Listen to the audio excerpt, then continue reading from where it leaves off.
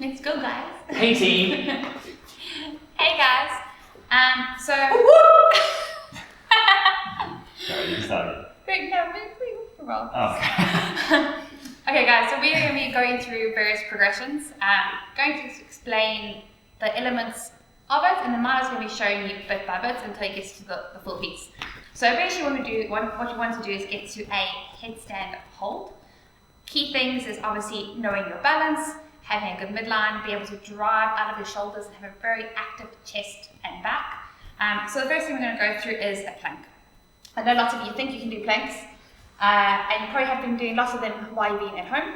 But now for this plank, guys, so his wrists are going to be directly underneath his elbows, directly underneath his shoulders, so he's trying to stack himself.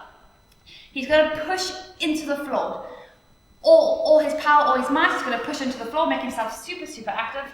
By doing that, he's making his chest really active, his shoulders are nice and engaged, and his back is really active. Guys, this is important for lots of movements, but especially the handstand drills we're going to be showing you. You want to create that engagement, you're going to use it later. As he goes up into his plank, he's squeezing his butt, staying super tight, and he's almost creating that gymnastics movement where you're going to go into later for like a hollow. He is trying to stay active in his body, sorry, cut that out. So, shoulders nice and tight, stacked over his wrist, back is super engaged. You can't see how intensely engaged his lats are, but he's super, super tight here. Bum is engaged, all the way through down to his toes. He's keeping tension throughout his whole body. I had to try push him now. You can see he's actually quite hard to push over. That's the plank, guys. Ink the face with your hands.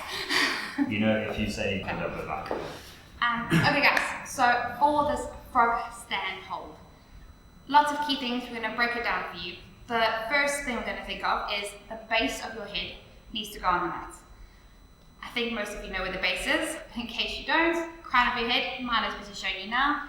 Key little thing that you do is you put your palm on your forehead, and then you're going to flatten your fingers, and then go to where the longest finger is, where it ends, and that is the base of your head.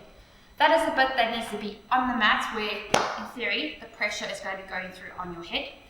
But you're going to be a ninja and you're going to be using your arms and you'll be very tight with your pecs and your shoulders driving out, so that pressure is going to be spread. How it's going to work, Maya's going to put his hands in a triangle with his head. She's going to create a pyramid. His head's going to go, the base of his head again, guys, is going to go onto the mat. Hands are creating the bottom of the triangle, and now he's going to use that to create balance. If he moves his head over onto the mat, just in that position, guys, I want you to try to feel what your weight feels like. Feel that your hands are driving through the floor. You want to have, it sounds weird to have a good grip on the floor, but you want to be able to really push through the floor to create tension.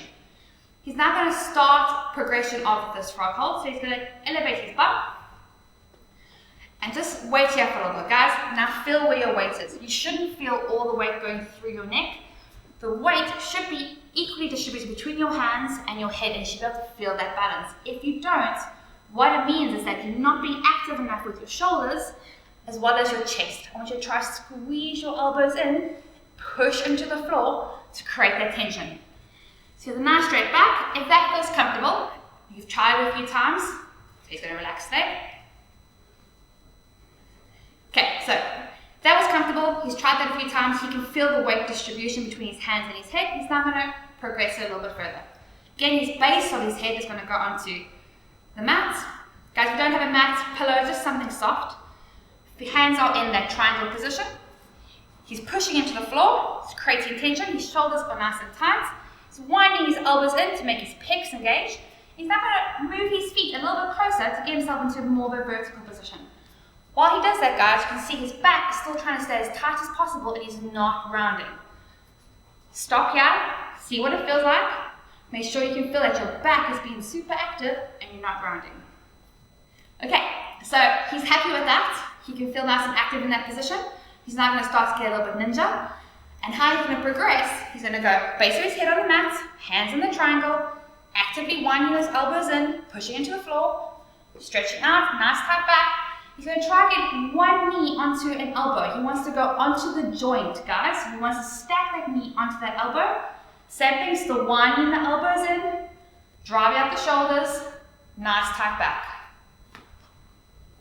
Next one, make sure sure you try both sides. Same thing, knee is stacked onto the elbow, hands are pushing into the floor, driving out to your shoulders, nice tight back. Okay, he's now feels comfortable trying one knee onto the elbow, he's tried the other. He now wants to get to that point where he's getting a bit of weightlessness and he's moving completely onto his hands and his head. So what he's going to do is the same thing, head goes onto the mat, hands in a triangle, one knee his elbows, pushing into the floor, moving his feet over. One knee's going to go into the joint. Okay, feels comfortable. He's going to bring the other one. And he's going to hang out there, guys. Pushing into the floor, keeping that back straight. Making sure the pecs are nice and active. Winding the elbows. Practice that a few times. Make sure you're comfortable there before we progress. Okay, guys. So, might have went into a frog hold now. We're going to be progressing this next week all the way to a full headstand hold. If you want a little bit of homework for next week is to try and play with your balance and trying to remain super active in that position and not just relying on luck to stay balanced in that position. So he's going to go into his frog stand. Triangle, base of head on the mat, elbows nice and tight, squeezing the pecs, driving out your shoulders, knees are stacked onto elbows. He's now going to play with that balance. He's going to lift one leg up slightly, see what it feels like, keeping that core engaged, keeping winding those elbows. And he's going to try and tuck his foot towards his butt, being super active and keeping that midline tight. You can see even how he's shaking a little bit because he's trying to stay super tight and engaged and pushing into that floor. Feels his balance there, he tries the other leg. Feels the balance there, back down. Try that a few times. Try the right, try the left. Feel where you relax or if you shift slightly. It means you've lost tension.